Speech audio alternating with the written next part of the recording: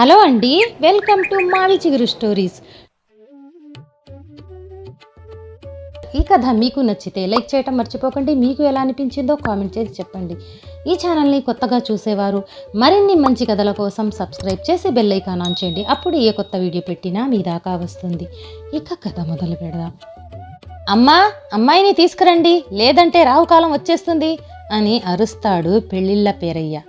అందమైన బాపు బొమ్మ, కుందనాల కుందనపు బొమ్మ, నడిచి వచ్చే అనుకువైన అపరంజి బొమ్మ. ఆహా, ఏమని వర్ణిస్తాం, ఎంతని వర్ణిస్తాం అని తనలో తానే అనుకుంటూ అమ్మాయిని రెప్ప వేయకుండా చూస్తున్నాడు పెళ్లి చూపులకొచ్చిన అబ్బాయి. అమ్మాయి ఏ మాత్రం బెరుకు లేకుండా నేరుగా అబ్బాయి ముందుకు వచ్చి నిలబడి, నేను మీతో మాట్లాడాలి అని అడుగుతుంది ధైర్యంగా.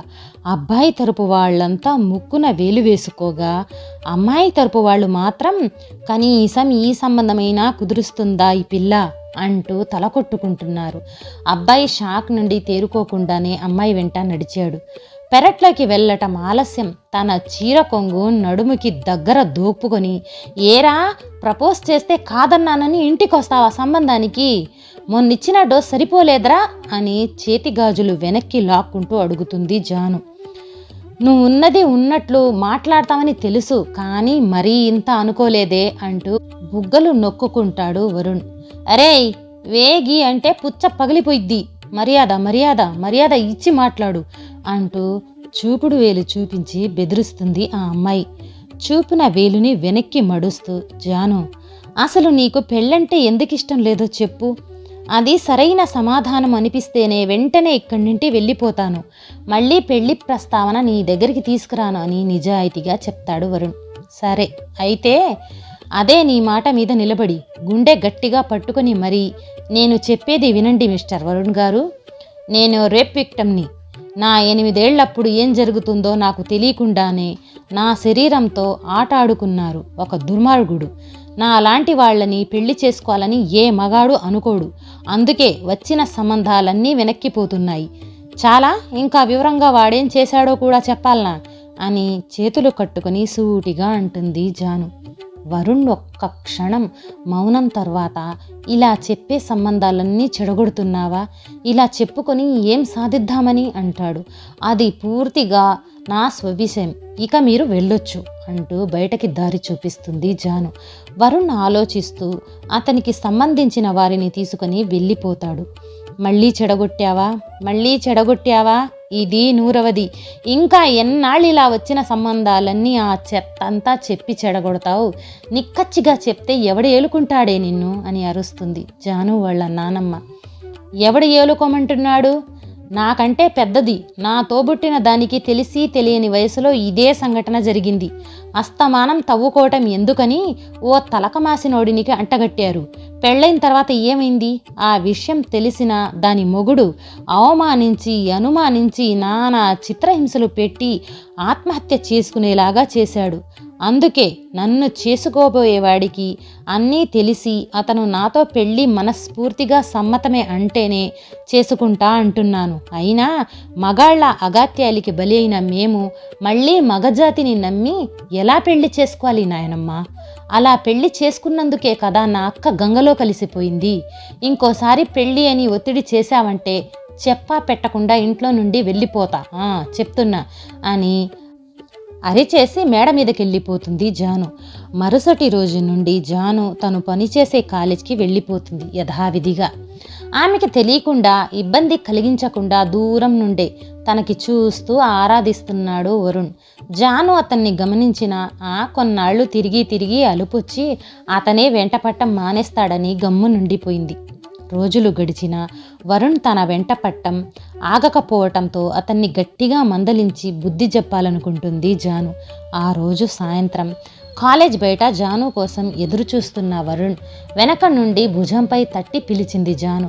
వెనక్కి తిరిగి జానుని చూసి తడబడిపోయి అటూ ఇటూ దిక్కులు చూస్తూ ఉండగా, ఆ రోజు మౌనంగా వెళ్ళిపోయిన వాడివి మళ్ళీ ఇలా వెంట పడుతున్నావెందుకు అని సూటిగా అడుగుతుంది జాను.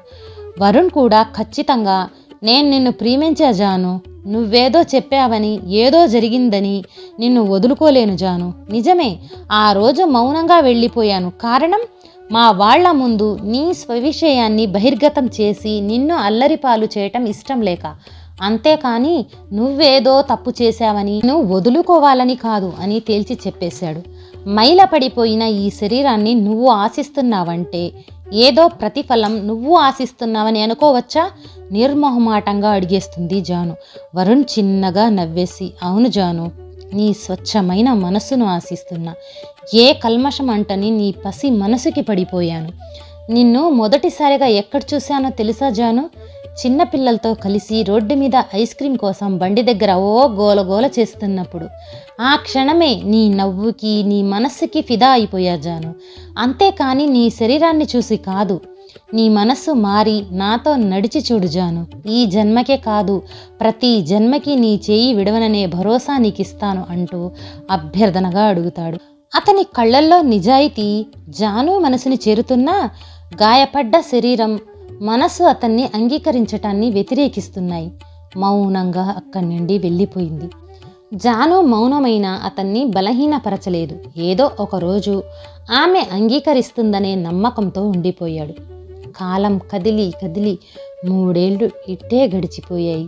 అయినా వరుణ్ జానుపై చూపే ప్రేమ తరగలేదు. అతని ప్రేమకి ఆమె కరగక తప్పలేదు. అనుకోకుండా ఒకరోజు అర్ధరాత్రి జాను కోసం ఆమె ఇంటికి వచ్చిన వరుణ్ణి రెడ్ హ్యాండెడ్గా పట్టేసుకుంటుంది జాను. మేడ మీద చేతులు కట్టుకొని తల వంచుకొని నించుంటాడు వరుణ్. అతనికి ఎదురుగా చేతులు కట్టుకొని నించొని వరుణ్ణే సీరియస్గా చూస్తూ ఉంటుంది జాను. సారీ జాను, సారీ జాను అని వరుణ్ అంటూ ఉండంగానే పరిగెత్తుకుంటూ వెళ్ళి అతన్ని గట్టిగా హత్తుకుంటుంది జాను. వరుణ్ షాక్తో బిగుసుకుపోయి కళ్ళు నోరు వెళ్ళబెట్టి చూస్తుండిపోయాడు. అలాగే, ఐ ఆమ్ సారీ వరుణ్. అందరూ మగాళ్ళు ఒకేలా ఉంటారు, ఆడదాన్ని కేవలం ఆటబొమ్మగానే చూస్తారు అనుకునే నాకు ఒక సంఘటన మన మీద ప్రభావం చూపుతుంది అని నేర్పిస్తే, నీ ప్రేమ వల్ల ఆ సంఘటనలు మన జీవితం మీద ప్రభావం చూపించకూడదు అని నేర్పించాయి. నేనే పిచ్చిదానిలాగా నీ ప్రేమను అర్థం చేసుకోకుండా నిన్ను చాలా బాధ పెట్టాను అంటూ అతని బాహుల్లోకి బందీ అయిపోతుంది జాను. అతని బాహుల్లో బందీ అయిన జానుని అపురూపంగా ముద్దాడుతూ, చచ బాధేంటే, నీ కోసం జీవితాంతమైనా ఇలాగే ఎదురు చూస్తూ ఉండేవాడిని. ఇలాంటి ఒక్కరోజు ఈ జన్మలో వస్తుంది అనుకోలేదే. అలా అని నిన్ను వదిలేసుకోవాలని అన్న ఆలోచన కూడా చెయ్యలేదు.